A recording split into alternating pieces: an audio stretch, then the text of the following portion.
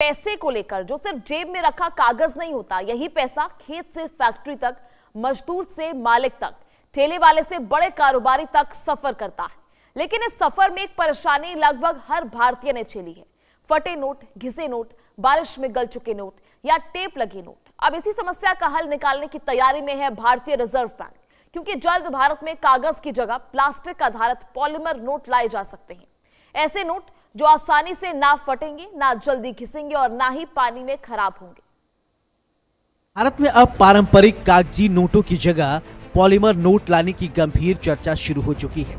Reports के मुताबिक भारतीय रिजर्व बैंक की पटना और मुंबई में हुई हाल की बैठक में पॉलीमर नोटों को चलन में लाने के प्रस्ताव पर चर्चा हुई। जल्द ही परीक्षण परियोजना भी शुरू की जा सकती है। दरअसल देश में डिजिटल भुगतान और यूपीआई के तेजी से बढ़ने के बावजूद नकदी की मांग लगातार बढ़ रही है।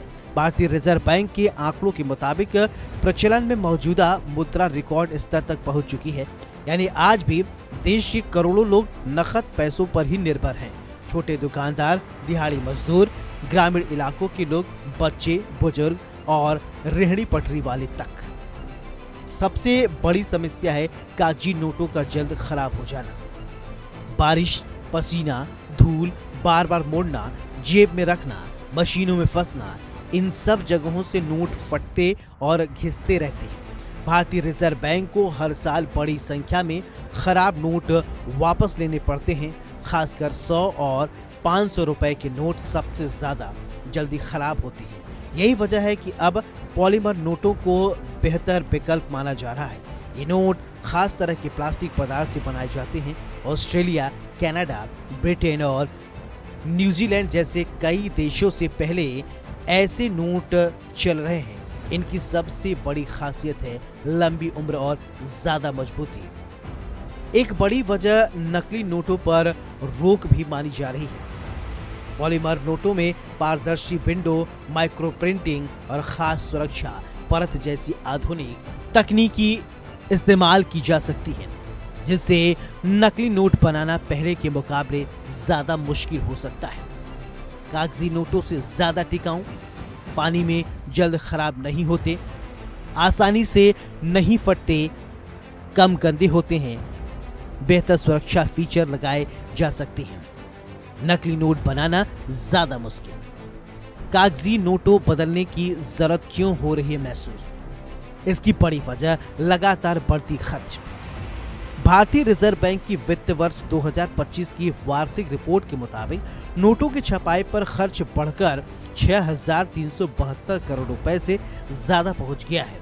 पिछले वित्त वर्ष में यही खर्च करीब 5,101 करोड़ रुपए था। रिपोर्ट के मुताबिक वर्ष 2025 में लगभग 23 अरब 80 करोड़ गंदे और खराब नोट वापस लिए गए, जो पिछले साल के मुकाबले करीब 12% ज्यादा है। इनमें सबसे ज्यादा 500 और उसके बाद 100 रुपए के नोट शामिल रहे। वहीं 15 मई तक देश भर में प्रचलन में मौजूद मुद्रा बढ़कर रिकॉर्ड 42,86,000 करोड़ रुपए तक पहुंच चुका है। यानी डिजिटल भुगतान बढ़ने के बावजूद नकदी की पकड़ कमजोर नहीं पड़ी। भारतीय रिजर्व बैंक का मानना है कि लंबे समय से पॉलीमर नोटों से छपाई की लागत भी कम हो सकती है, क्योंकि बार बार नए नोट छापने की जरूरत कम पड़ेगी। रिपोर्ट्स के मुताबिक पॉलीमर नोट सामान्य कागजी नोटों के मुकाबले कई गुना ज्यादा समय तक चल सकते हैं। यानी एक ही नोट लंबे समय तक इस्तेमाल में रहेगा और इससे लंबे समय में नोट छापने और बदलने का खर्च भी कम हो सकता है। रिपोर्ट्स के मुताबिक एटीएम मशीनों को भी पॉलीमर नोटों के हिसाब से तैयार किया जा सकता है और इसके लिए जरूरी संसाधन भारतीय रिजर्व बैंक के पास मौजूद है।